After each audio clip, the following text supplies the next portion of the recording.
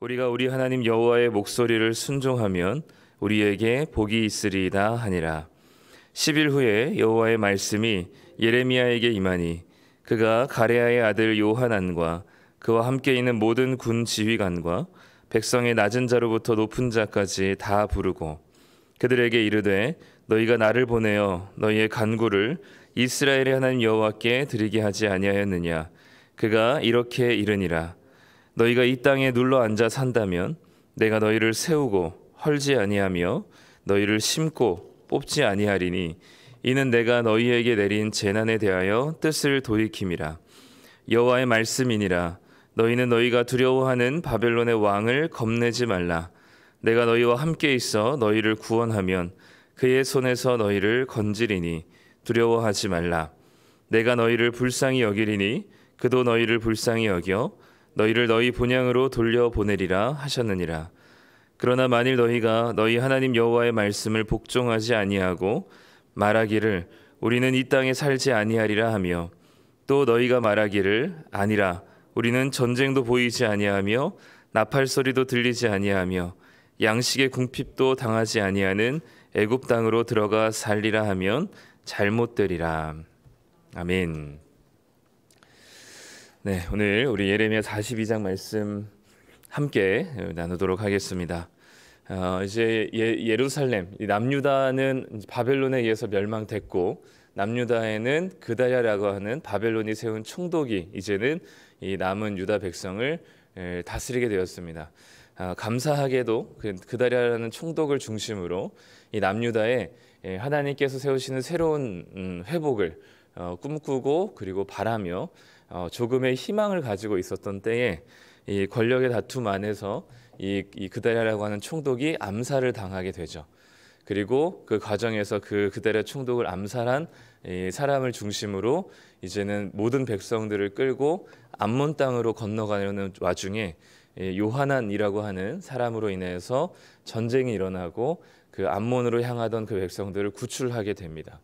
이제는 요하난을 중심으로 이 남은 백성들이 어떻게 살아가야 하는지에 대해서 굉장히 막막하던 때에 오늘 본문에 나온 것처럼 이 요하난을 중심으로 한 이스라엘 백성들이 예레미야에게 하나님의 뜻을 구하기 시작합니다.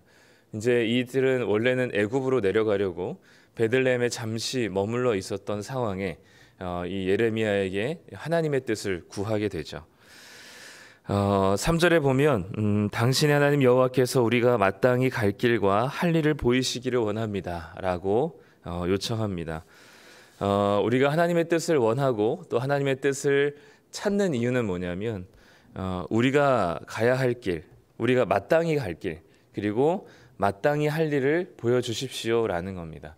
이 얘기는 그 뒤에서 나오는 이야기와 마찬가지겠지만 내가 해야 될 길, 내가 가야 될 길이 아니라 하나님께서 보시기에 마땅히 내가 가야 할 길, 하나님께서 보시기에 내가 행해야 할 일이 있다면 그것을 우리에게 보여주십시오라고 아주 겸손하게 예레미야에게 간청합니다.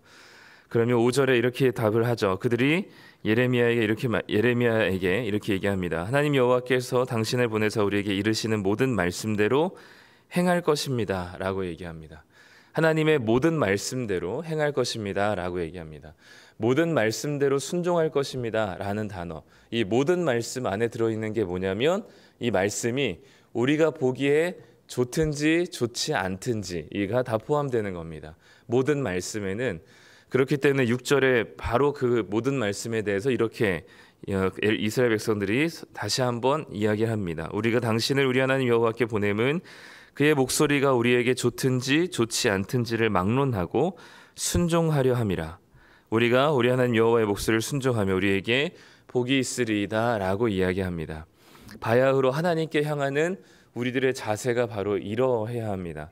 하나님의 말씀이 우리가 듣기에 좋아서 순종하는 것도 아니고 우리가 듣기에 좋지 않기 때문에 불순종하는 것도 아니라 우리에게 좋든지 좋지 않든지 하나님의 말씀이기 때문에 순종하는 것, 이것이 바로 우리가 하나님께 향해야 되는 태도인 것이죠. 또 우리가 하나님께 기도할 때 갖는 아주 기본적인 자세이고 가장 충실한 태도가 바로 좋든지 좋지 않든지 하나님의 뜻에 따라, 하나님께서 알려주시는 길에 따라, 하나님께서 우리가 해야 될 일을 보여주시는 것에 따라서 우리가 하겠습니다라는 겁니다.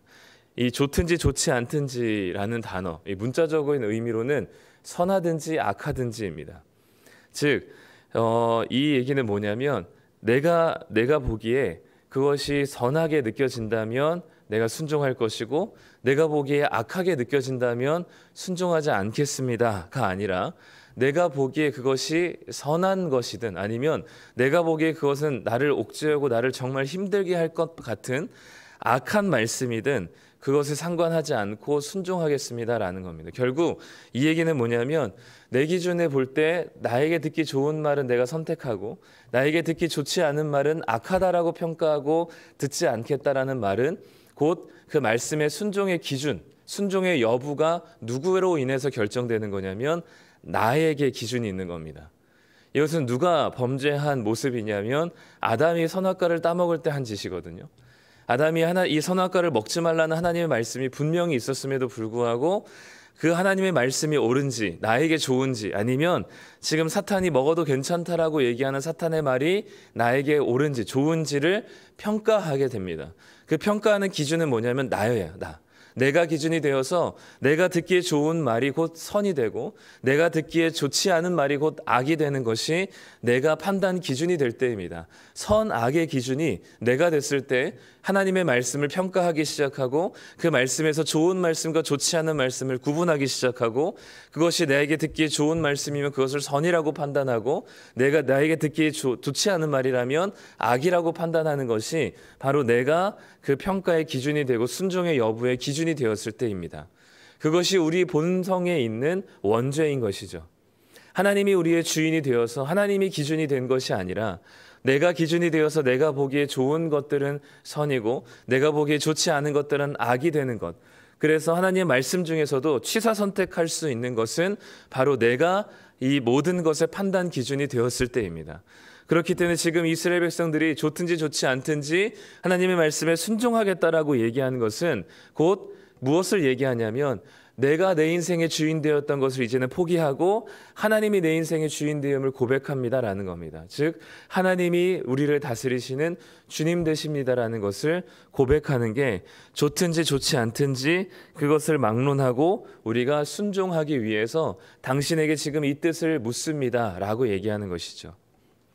그렇기 때문에 우리가 하나님께 향해야 될 가장 기본적인 태도는 뭐냐면 내가 보기에 좋은 것들 또는 좋지 않은 것들을 판단하는 것이 아니라 내 주인 자리를 내어놓고 하나님이 이 주인된 자리로 오시도록 관계를 다시 설정하는 것이죠. 그게 바로 우리가 하나님께 나아가는 기도의 방편이고 우리의 태도입니다. 아무리 열심히 기도한다 하더라도 내가 판단 기준이 된다면 우리는 그 기도는 정말 헛된 것일 수 있습니다. 열심히 기도하면 할수록 그것들은 어쩌면 더 큰 잘못된 방향으로 나아가서 하나님과 관계가 없게 될 수도 있죠. 그렇기 때문에 우리가 기도하며 하나님 앞에 나아가는 그 태도 앞에 중요한 것은 무엇이냐면 내가 판단 기준, 내가 주인이 되어서 판단 기준이 나인가 아니면 하나님이 우리의 주님이 되셔서 하나님이 우리의 판단 기준이 되든가. 그러면 나에게는 좋든지 좋지 않든지 그것은 하나님이 우리의 주님 되시기 때문에 그분의 말씀에 순종하는 것이 마땅하다고 여기게 될 것입니다. 지금 이스라엘 백성들은 예레미야에게 그런 태도로 하나님의 뜻을 묻고 있습니다. 하나님의 마음이 얼마나 흡족하실까요? 그렇게 하나님의 뜻을 구하는 이스라엘 백성들에게 하나님께서 예레미야를 통해서 응답하십니다. 7절에 보면 10일 후에 여호와의 말씀이 예레미야에게 임했다라고 얘기합니다. 하나님께서 이런 기특하고도 아주 탁월하고도 아주 선명한 태도로 하나님께 나오는 이스라엘 백성들을 흡족하셨지만 하나님께서는 하나님을 흡족하게 하신 백성들에게 즉각적으로 응답하실 수도 있는데 하나님께서는 10일 동안이나 기다리도록 허락하셨습니다. 하나님께서는 10일 동안 아무 응답을 하지 않으셨어요. 때로 우리가 간절한 기도 제목을 가지고 기도할 때마다 하나님께서 즉각적으로 또 간절한 만큼 또 긴급한 만큼 하나님께서 빨리 응답해 주시면 좋을 텐데 하나님께서는 그 응답을 바로 해주시지 않고 아주 좋은 태도로 하나님께 나왔음에도 불구하고 아주 적절하고 알맞은 자세로 하나님께 기도했음에도 불구하고 하나님께서는 10일 동안 응답을 지연하셨습니다. 물론 10일이면 짧을 수도 있겠지만 지금 이스라엘 백성들은 한치 앞을 모르는 상황 속에서 언제 바벨론의 군대 앞에 무너질 수밖에 없다는 사실, 그 두려움 속에서 있는 사람들이라면 10일은 아마 10년처럼 여겨졌을 것입니다. 너무나 이 답하지 않은 하나님의 이 지연되는 응답 속에 이스라엘 백성들은 끝까지 기다리게 되었던 거죠. 우리가 하나님 앞에 어떤 말씀이든 순종하겠습니다라고 하나님께 기도하며 하나님의 뜻을 물을 때 하나님께서 우리에게 즉각적으로 답하지 않으실 수도 있습니다. 때로는 그것이 수십 년이 걸릴 수도 있고 또는 우리가 원하는 대답을 얻지 못할 때도 있을 것입니다. 그럴 때 하나님께서 우리에게 원하시는 태도는 뭐냐면 기다림입니다. 기다림. 만약에 내가 판단 기준이 된다면 이 기다림마저도 기다리지 못할 겁니다. 내가 이렇게까지 하나님께 했는데 하나님이 어떻게 응답을 하지 않으실 수가 있어. 바로 이게 뭐냐면 내가 이 모든 것의 기준이 되었을 때 나타나는 태도이죠. 이스라엘 백성들은 하나님께서 10일 동안이나 지체 않은 상황 속에 기다리고 있었습니다. 드디어 예레미야를 통해서 하나님께서 하신 말씀, 그 말씀이 뭐냐면 10절 말씀인데요. 제가 읽어보겠습니다. 너희가 이 땅에 눌러앉아 산다면 내가 너희를 세우고 헐지 아니하며 너희를 심고 뽑지 아니하리니 이는 내가 너희에게 내린 재난에 대하여 뜻을 돌이킴이라 라고 얘기합니다. 지금 이 하나님의 응답은 이스라엘 백성들의 기대와는 전혀 다릅니다. 왜냐하면 지금 이스라엘 백성들은 어디로 향하는 길에 잠깐 멈추고 뜻을 물었냐면 애굽으로 향하는 길에 잠깐 멈추고 뜻을 구한 거거든요. 애굽으로 향하고 있었습니다. 이미 애굽을 향해 짐을 다 싸고 지금 애굽으로 가는 중에 와중에 잠깐 멈추고 예레미야에게 물은 것이죠. 그렇기 때문에 그들이 기대하던 응답은 애굽으로 가라, 내가 그곳에서 너희들을 보호할 것이다가 바로 이들이 기대하던 응답이었는데 하나님께서 오히려 무슨 응답을 하시냐면 이 땅에 눌러 앉아 살아라. 표현이 재밌죠. 그냥 이 땅에 살아라가 아니라 이 땅에 눌러 앉아 살아라. 다시는 옮기지 말아라. 다시는 그 거처를 움직이지 말라는 하나님의 강력한 메시지가 담겨 있습니다. 이 땅에 눌러 앉아 살아라. 그러면 내가 너희들을 심을 것이다. 그리고 너희들을 다시 세울 것이다. 왜냐하면 이유가 중요합니다. 왜냐하면 내가 너희에게 내린 재난에 대하여 뜻을 돌이켰기 때문이다 라고 얘기합니다. 하나님께서는 지금까지는 이스라엘 백성들에게 예레미야를 통해서 뭘 말씀하셨어요? 예루살렘이 불탈 것이다. 느부갓네살 칼에 엎드러질 것이다. 칼과 기근과 전염병으로 이 땅이 완전히 무너질 것이다 라는 심판의 메시지를 예레미야를 통해서 끊임없이 하나님께서 말씀하셨습니다. 그런데 이제 예루살렘이 이스라엘이 완전히 무너져 버렸습니다. 하나님의 심판 앞에 완전히 초토화되었습니다. 이제는 그 심판이 끝났죠. 심판이 완성되었습니다. 그렇기 때문에 이제는 하나님께서는 그 뜻을 돌이켜서 영원한 심판이 아니라 잠깐의 그 심판의 뜻을 하나님께서 펼치시고 난 이후에는 이제는 하나님께서 뜻을 돌이켜서 그들을 세우실 것을 말씀하십니다. 하나님의 뜻이 이제는 돌아섰기 때문입니다. 왜냐하면 이 얘기가 왜 중요하냐면 이스라엘 백성들 지금까지 하나님의 뜻은 이것이다라고 수없이 얘기했거든요. 하나님의 뜻은 심판이다, 재앙이다 라는 것을 끊임없이 얘기했는데 그 하나님의 뜻을 하나님의 뜻으로 받아들이지 않은 이스라엘 백성들에게 진짜로 그 하나님의 뜻이 임하게 되었단 말입니다. 그렇다면 하나님의 뜻이 얼마나 신실하고 무섭고 확정적인지를 알아야 했죠. 그렇기 때문에 이 심판을 당해서 예루살렘이 멸망한 이스라엘 백성들은 하나님의 뜻이 한 번 정해지면 이거는 신실하신 하나님이시기 때문에 반드시 이루시는구나 라는 것을 체감하고 경험한 순간입니다. 그렇다면 지금 하나님께서 너희들이 이 땅에 눌러앉아 살아야 되는 이유는 너희들이 대단히 이 땅을 잘 개간하고 회복할 수 있는 능력이 너희들에게 있기 때문도 아니라 그리고 이 땅이 아주 탁월하고 아주 젖과 꿀이 흐르는 땅이기 때문이 아니라 바벨론으로부터 위협이나 수많은 적군들의 위험이 없기 때문이 아니라 바로 하나님이 이 땅을 향한 재앙에 대한 하나님의 뜻을 완전히 돌이켰기 때문에 너희들은 이 땅에 눌러 앉아 살아라 라고 이야기하는 것이죠. 심판을 통해서 하나님의 뜻이 정확하고 명확하다는 것을 알았다면 그 뜻이 이제는 돌이켜서 이 땅을 향한 회복으로 하나님의 뜻이 돌이켰다면 그 뜻이 얼마나 확고하고 확정적인지를 이스라엘 백성들이 알아야만 했던 것이죠. 그렇기 때문에 이들에게 하나님의 뜻이 돌이켰다는 것보다 훨씬 더 명확하고 중요한 근거는 없습니다.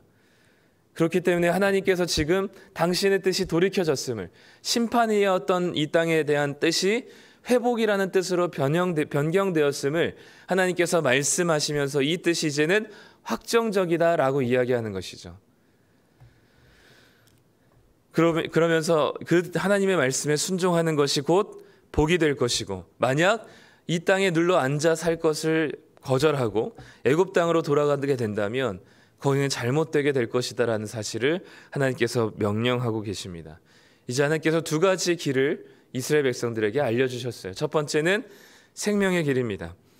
눈으로 보기에는 이 땅에 남아 사는 것은 참 힘든 일일 테지만 하나님의 뜻이 돌이켜지고 하나님의 뜻이, 이 땅을 향한 하나님의 뜻이 이제는 재앙이 아니라 구원과 소망과 회복이라는 뜻으로 결정되었습니다. 이제는 그것으로 확정되었습니다. 심판을 통해서 하나님의 확정적인 뜻을 알게 된 이스라엘 백성들에게 이보다 더 좋은 근거는 없습니다. 자기가 보기에는 애굽 땅이 더 좋아 보일지 모르겠지만 적어도 좋지 않아 보이는 이 땅에 사는 것을 하나님의 말씀대로 순종하겠다라고 각오했었던 이스라엘 백성들에게는 이 땅에 눌러 앉는 것이 그들에게는 복이 될 것이라고 하나님께서 말씀합니다. 반대로 이 땅이 아니라 애굽으로 향하게 된다면, 애굽으로 건너가 살게 된다면 그곳에서는 하나님께서 내리시는 재앙이 그곳에 예비되어 있음을 말씀하고 있는 것이죠. 우리 눈에 보기에 좋은 것은 애굽일 것입니다. 왜냐하면 14절 말씀처럼 애굽은 전쟁도 없는 것 같고 나팔 소리도 들리지 않는 것 같고 양식의 궁핍도 없는 것 같은 땅이거든요. 그런 땅에 가는 것이 지금 상황에서는 맞아 보일지 모르겠어요. 그게 이스라엘 백성들 눈에 보기에는 좋은 것일지 모르겠습니다. 그런데 하나님께서는 하나님의 뜻이 돌이킨 이스라엘 땅이, 이 유대 땅이, 예루살렘 땅이 하나님 보시기에는 좋은 땅입니다. 그곳에 남아서 눌러 앉아 하나님의 회복을 경험할 것을 하나님께서 요청하고 있는 것이죠. 우리도 우리에게 주어진 상황들이 두려움과 걱정들이 많을 것입니다. 어떤 상황 속에서 어떻게 결정해야 할지, 어떤 상황에서 하나님의 뜻이 무엇인지를 구하는 것이 우리들에게 겸손한 태도인 것이죠.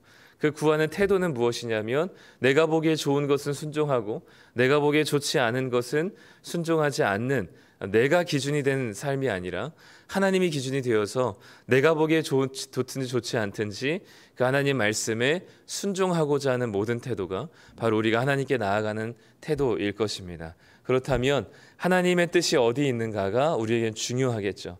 내 뜻이 어디에 있는가는 중요하지 않습니다. 하나님의 뜻이 돌이켜서 이 땅 가운데 있다면 이 땅에 눌러 앉아 살아야 할 것이고요. 하나님의 뜻이 여전히 애굽에 있다면 애굽으로 가는 것이 맞습니다. 그런데 오늘 이 말씀의 응답에는 이스라엘 백성들이 좋아하지 않는 응답을 하나님께서 하셨습니다. 이스라엘 백성들이 원하지 않는 대답을 하나님께서 하셨습니다. 그럼에도 불구하고 이 말씀에 순종할 것인가, 지금 하나님께서 그것을 묻고 있는 것이죠. 우리도 우리가 원하는 대로 우리의 삶이 되지 않을 수 있습니다.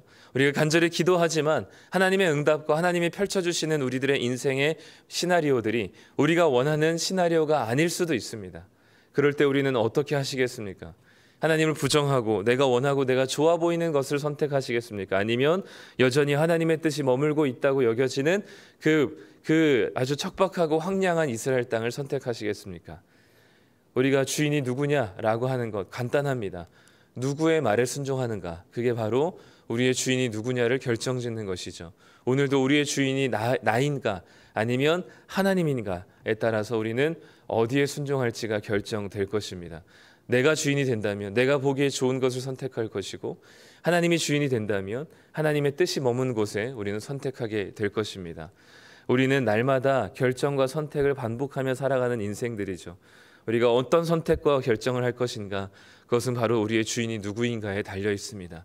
바라기는 우리 성도님들께서 주인이 하나님이 되시길 바라고, 그 하나님의 뜻이 머문 곳이 비록 우리가 보기엔 좋지 않을지라도 그 하나님의 뜻이 머문 곳을 순종함으로 하나님이 세우시고 하나님이 회복하시고 하나님이 일하시는 곳을 경험하시기를 간절히 소망합니다. 기도하겠습니다. 하나님 감사합니다. 오늘 이스라엘 백성들의 겸손한 하나님 앞에 나아가는 태도를 봅니다. 말씀에 순종하든지 순종하지 않든지, 하나님께서 말씀이 좋든지 좋지 않든지 하나님의 말씀에 순종하겠다라고 결정하는 이스라엘 백성들의 태도가 우리의 태도가 되기를 소망합니다. 우리가 보기에 좋든지 좋지 않든지 우리의 주인이 하나님인 이상 하나님의 뜻이 머문 곳을 우리가 선택할 수 있는 지혜로운 자들 되게 하여 주시옵소서. 우리가 보기에는 애굽 땅이 생명의 땅인 것 같아 보이지만 하나님의 뜻이 머문 곳이 생명의 땅인 것을 기억하게 하여 주시고, 우리의 보기에 좋지 않아 보일지라도 하나님께서 말씀하시는 우리가 원하는 대답을 얻지 못한다 할지라도 하나님의 답을 구하며 하나님의 뜻대로 순종할 수 있는 자들 되게 하여 주시옵소서. 오늘 하루도 우리는 수많은 결정과 선택을 하게 됩니다. 하나님의 뜻대로 결정하게 해주시고 주님의 마음이 머문 곳에 우리가 그곳을 향하여 우리의 시선이 향하게 하여 주시옵소서. 이스라엘 백성들에게 두 가지 선택의 길을 주셨던 것처럼 여전히 우리도 두 가지 선택의 길들이 있습니다. 하나님, 우리가 바라기는 지혜롭게 생명의 길을 선택하는 자, 복된 길을 선택하는 자 되게 하여 주셔서 이 세상에서 보기에 좋은 게 아니라 하나님 보시기에 좋은 대로 살아갈 수 있는 자들 되게 하여 주시옵소서.